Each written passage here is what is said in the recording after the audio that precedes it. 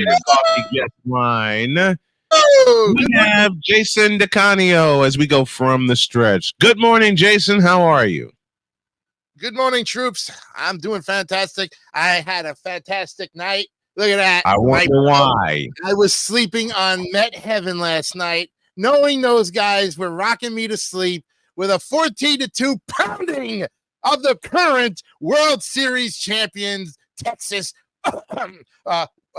Walker, Texas Ranger, Chuck Norris, whatever you want to call those people out there. See, and this proves my point that the American League West is up for grabs. That's right.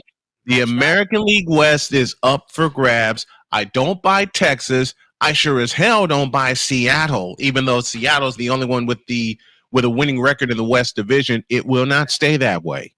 No. You can't. Listen, by August, you won't be able to count out the Houston Astros. People think I'm nuts. Are they going to come back from 9? But look, do y'all know what they did last year? They got off to a horrible start. They were minus Jose Altuve for part of the season. Yep. And who won on the last day to claim the West? Houston. And I expect they'll do it again. But let's talk about these Mets. Yeah. Let's talk about them. Okay. Who woke up this sleeping giant? His name is J.D. Martinez, and he's come to play ball for the Queens boys. And just dingers. Wait a minute now. Hold on. Before you even get there, the whole team is really getting a lift from J.D. Martinez. But you know what? The big question I have for all of you out there is, who do we give up? Do we give up Alonso or do we give up Martinez? Now, we're stupid for giving up Martinez, but do we trade Alonso? He's the big talk of the trade coming in about another month. So this guy, look, he's getting you guys would be stupid to give up either one of them. I know. I'm sorry. Y'all would be better. You guys would be better. You'd be better off. Every team gives up such good players in their roster to try to better the team, and it's a money-hungry sport. I don't care what it is. Everybody wants more money. And I'm like, come on, you guys are already making millions. Play the damn game and just freaking go out there and do your job and stop whining and complaining. If you're having a slump, fix it. You guys honestly would be better off giving up Lindor than Alonso or JD. Lindor is too dedicated to his job. He's going to be with us for the next. He signed a 10-year contract. This guy. Well, what? Or almost, I would think, a lot of money, like 15 million. I would think over 10 years. He's dedicated to the job. The guy likes playing in Queens. They all like playing on there. And they're finally getting that lift that they've so well deserved. A 6-game winning streak against some, I would say, okay, they're below 500, but these are the games that they need to be winning against these teams and not giving up the runs. And I'll tell you what, I'll take 14-2. I'll take 15-0 anytime, because a cushion like that, they're going to score runs, but they shut them down and only held them to 2 runs. We got 20 hits last night, bro. 20 hits. We were popping singles all over the place. Oh, it was like hit them. When was the last time the New York Mets, got 20 hits in a game? I think the last time they scored 24 runs against the Phillies, if you recall, what was it, 24-5 or something, where they even had even one of their infielders was throwing pitches because they were losing so bad. We're not trotting out the bullpen anymore. We're throwing an infielder in there. You can take the heat. Yeah, forget about it. That's like, and the infielder throws like knuckleball after knuckleball after knuckleball, and then they wind up screwing themselves into the dirt, trying to pull themselves out, trying to swing at that thing. This is why I love baseball, because crazy things happen all the time. Crazy things happen. Yep. So, and the craziest one of all happens to be the Mets on a 6-game winning streak, and I would have said I would have been happy if we had the 5 game, and I would have said we lost one, but still we were on that 5 game. Now we're on a 6, and I can honestly say I'm sending out the vibes. I think for all intents purposes, I'm sending out some good vibes. I'm the last 2 weeks I've been sending out some interesting, signals. And that's you think I'm weird, you can think I'm just crazy or something, but the brain triggers, if you focus on enough things, good positive things, you will ignite something. And apparently you ignited a load of TNT under the Mets' ass. That's right. But somebody else did too. I don't know what it was. Maybe it was Jorge Lopez from about a month ago after he told his team you're nothing but trash. There's some bulletin board material. Yeah, I mean, for sure. Lots of bulletin board material. Yeah. And I got to, Jay, I must, in joking fashion, I got to, about your positivity. And it's true that you have to stay positive, folks. You do. But to pick on Jason, I just have to say, with your positive thinking, and I'll say it again, and Lord knows we all need it given the 21st century. Yeah. But again, to pick on Jason, I gotta say, what in the all types of blue hell? Let me make a call to Agent J and Agent K. I'll be right back. Hey, remember one thing, you guys, your Pepto and Crown is what's going to keep you guys going. Pepto and Crown, that's the official drink. You know what? Yo, listen, one of these mornings. You're going to have Pepto and Crown. One of these mornings, just as a prop for Jason on Tuesdays, I'm going to have Pepto and Crown on this desk. Yep. And if I know my wife, she's going to walk by here, take a look at that set before she heads off to work, and she's going to repeat her question of, Mister, will you please wake up? And while I'm going sound crazy again, she's gonna walk by here and ask, Mister, will you please wake up? And when I explain who the prop is for, she's gonna look at me and go, "You fool!" And just. I guarantee you, I'm gonna see that and walk off. You're gonna do a Gilbert Godfrey on you, bro. I know. Yeah. I know. That's who I borrowed that from and recorded that sound. You fool! I borrowed it from Gilbert Gottfried.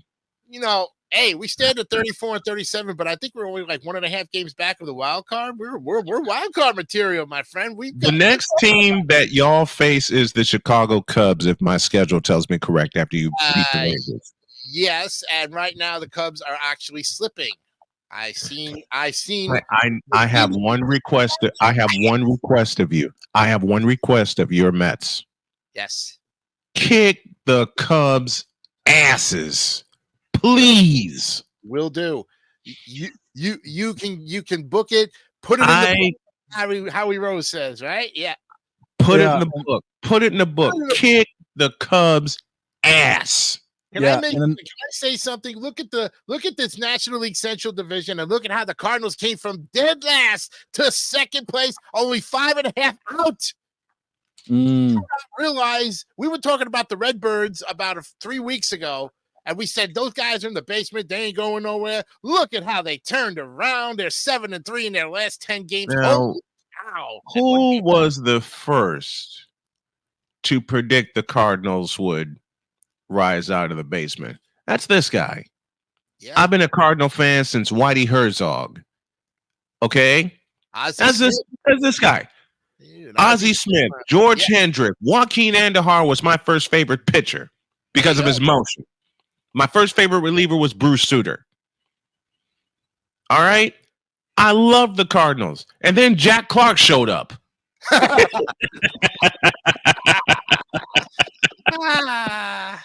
And then Jack Clark showed up in 1985 and delivered the best home run that I saw up until that point. Then Darryl Strawberry showed up. Then Kevin McReynolds showed up. Then Gary Carter showed up. And then Lenny Dykstra walked up the Astros in 10 innings before college football. Yeah. Y'all remember when playoff games were like in the afternoon? Yep. Especially on Saturdays before the primetime college football matchup. Oh, yeah. You were thinking when in 86, when ABC had both the league championship series, yeah, I would think that Keith Jackson would do the Mets game and then get on a plane and fly to a college football site. You know, and you gotta address the fact that those announcers were multi-sport announcers. Yep. They didn't just announce for one team; they announced for multiple sports. I mean, like you said, go announce a baseball game. Okay, where am I going next? Oh, you're gonna do the World Cup. Oh, Mm-hmm. Look at where the World Cup is. Take me there. We're going. Look at Al Michaels. You Look at Al remember Michaels. Monty Hall, right? Oh, Al Monty Hall from Let's Make a Deal, right? In Yes. his interview, this man had said he was given the opportunity to do the Wembley Cup, but he had to give it up because he had one of the game shows that he was hosting here in the States. He couldn't do the Wembley Cup. He so wanted to do it. This is a guy who announced hockey games before he even touched Let's Make a Deal. But he said, I can't be in two places at one time. I so want to go. And I had to turn it down because I know where the money is. I'm going where the money is. It's a guarantee that the game show that I'm going to be hosting, I'm not sure what, I don't even think it was anything before Let's Make a Deal. I think it was, I'm not sure. He hosted a whole bunch of stuff before 1963 that was very successful. If you listen to that interview on Archives of American Television, you will get the full Monty Hall story. Yeah. I can't, I got to look that up now. Yes, you do. How about some iconic broadcasters? And I will do Jason a solid and mention the great Howie Rose. The Howie Rose, who's doing it up with his, I call him the Jimmy Hart of the Mouth of the South for us on WFAN. Because he is a great announcer for radio. I mean, the man can give you play-by-play and do it upright and still be able to drink his Bigelow tea, you know? Proudly, folks, Bigelow tea. Oh God, did we break the sponsor? You know what I did? You know what I did? You know what I did one night? Jody had trouble falling asleep, right? And Jody does not like baseball. She'll listen to me, but she doesn't like baseball. And she said, "You need to find something to put us to sleep." Because it was 2 a.m. and we both had to get up and go to work the next day. Right. And I said, okay, let me think. What do? I find Game 4 of the 2015 National League Championship Series attached with the radio call from Howie Rose and at the time, Josh Lewin. Yeah. I queued that up. And by the time Travis d'Arnaud came to the plate, both of us were zonked out. But I love listening to baseball on the radio. I've done it since my dad introduced me to it. Doesn't it make you feel like you're there, right? When you listen to the radio. And I've been saying that for 35 years, maybe even more. Let me tell you something. I did this once with New Jersey Nets when I was living in New York. I got the newspaper and I looked at the entire Brooklyn/New Jersey Nets schedule for that. Yeah, you said it right. New Jersey Nets. New Jersey Nets. In New York up until 95. And by the way, yesterday celebrates 29 years of being here in Central Florida. So happy 29th year to my mom and all of us at the family who came down here. But 1993, I remember it very well. I wrote down all on my calendar every Nets radio game and listened to it on my radio, my little clock radio on 1560 W, you know, and I listened to every game. And I'll tell you what, the most nerve-wracking games to listen to on the radio are the Nets and Knicks. They took it right to the end of the quarter of the game. It was always by a separation of 2 or 3 points, and somehow the Nets pulled off the miraculous win, even with Ewing and Starks and everybody else on the Knicks team who were going to the playoffs. We stole a couple of games from them in that year. When they were in the Meadowlands Arena, when they were in I'll go even further back, when it was called the Brendan Byrne Meadowlands Arena. That's right. Yep. And what got me hooked on the Brendan Byrne Arena, as Victor has joined us from Chicago, what got me hooked on the Brendan Byrne Arena, let me just play this. Y'all know that I am a nut when it comes to broadcasting. I got hooked on it back in the 80s. I started in the 90s covering games, and all kinds of different themes go through my head. But what got me hooked on the National Basketball Association was this.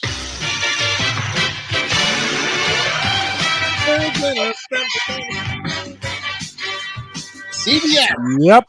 You got it. CBS. Red Musburger, baby. Yes. Snowman, the doggone thing. You and I were talking about this a few days ago. You were talking about this last week after I came off after the stretch. Yeah, exactly. How weird was it for me being a NASCAR fan to hear Ken Squire talk about, yeah, after the Daytona 500, you had the Lakers Celtics game. Yeah. I'll tell you what. Yeah. I'll even tell you a better if I had access to my stuff here, and if you guys name me a team member on here, I can have access to my stuff. The greatest sports theme ever in the history is the Professional Bowlers Tour from 81 to 1988. ABC Bowlers Tour with Chris Schenkel and Nelson Burke. Oh my God, Chris Schenkel. Theme.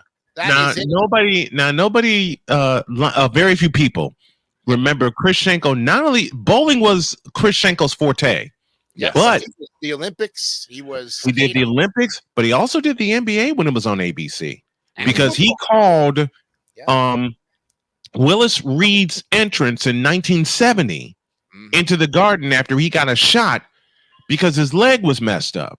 Right. He called Chris Schenkel did that. They had the blue curtain, and his broadcast partner noticed Willis Reed walking out of the locker room. Yeah. He only scored 4 points, but wound up being the MVP of that series because he dominated the rest of the series. Mm-hmm. As mentioned, Victor Locke joins us, and Victor, when Victor first came on as my engineer, and we were doing a Whitney Young girls basketball game. Mm-hmm. Now he didn't know what I was going to play for the opening. He didn't know how I was going to do the opening. Right. Victor had this horrid look at me. Now, mind you, this is his first engineering assignment, and he was also my color commentator that night. Right. Victor looked at me and said, "You haven't told me blank about what you're going to play for the opening." I said, "Oh, that's easy because I have a surprise." Victor froze while we were walking to the table. Yeah. Victor froze while we were walking to the table, and he goes, "No." The hell you mean, no? You are not springing a surprise on me. Not here, not now. I swear to you, Victor protested, and he was dead serious. Because my thing is, I've always been that Newton's law. Whatever can't go wrong will go wrong. Mm-hmm. I don't like surprises at that point. I want to make sure everything is uniformed and ready to go. And I'd rather stick with what works. Yeah, if it ain't broke. Well, what Victor didn't know is that I had taken care of everything, all the commercial breaks, because I stayed up the night before editing it. I had put it all together, put it all on the sound base, but I actually had a blank page on my sound base. Mm-hmm. And I sat down, I opened my laptop, and while Victor was not looking, I queued up the empty page. Right. Victor took a look at that page and damn near choked me. Like, there's nothing here. Because Victor's going, "I don't have any buttons to push." I said, "Sure you do." Victor looked at the screen, looked back at me with fury in his eyes, and he says, "Look, there is nothing on this page." I said, "Sure there is."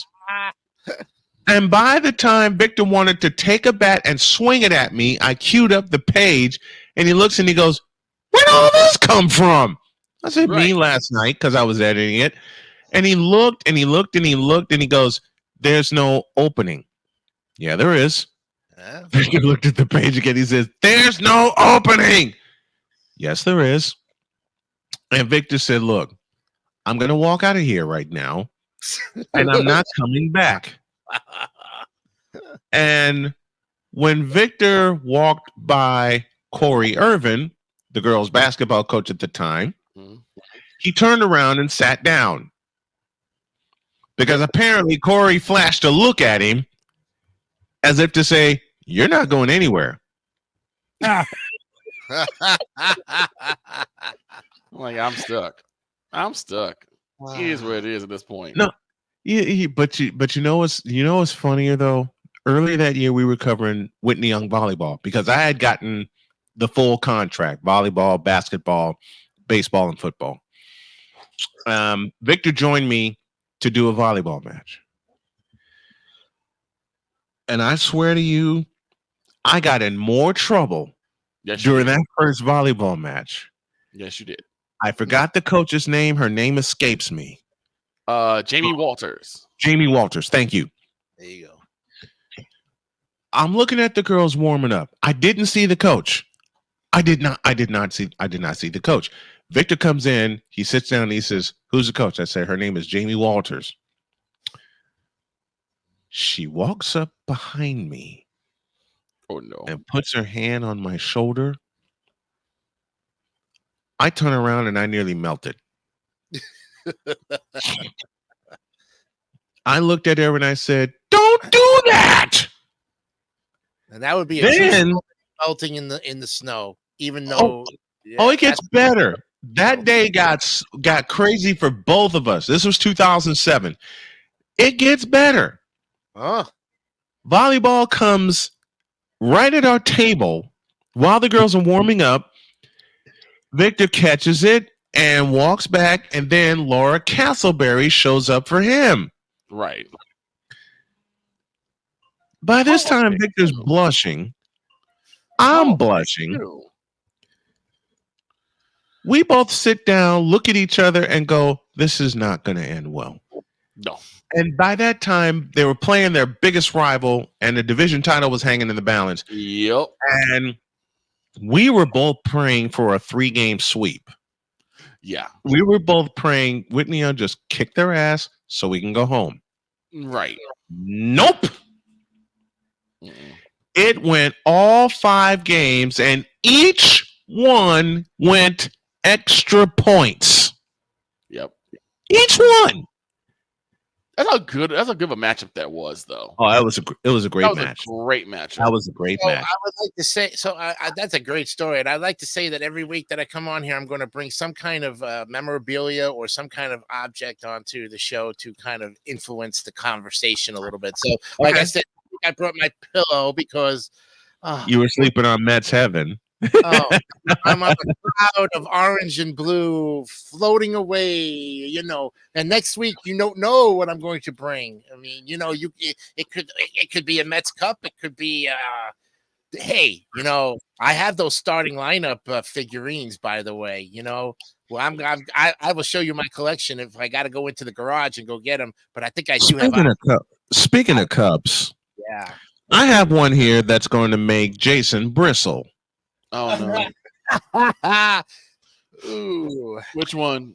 My daughter, Cheyenne, gave me the perfect Christmas present. And it's this. Oh, there you go. Cheyenne gave me this. My wife. 49er diner. There you go, friends. 49er heaven. I'm telling you. And he's wearing the shirt today. Then there's this that my wife gave me for Valentine's Day. Yeah, you showed us. Got me this a couple years ago. I agree. Listen, Montana to Clark did it. Yep. Right. Not only did it give me a bunch of cupcakes the next day, but Montana to Clark made me a 49er fan forever. And also Montana to Rice afterwards. And make a prediction before I leave. Oilers Friday gonna seal the deal against. Not the Oilers, Panthers. They're gonna win against the Oilers. They're up 3-1.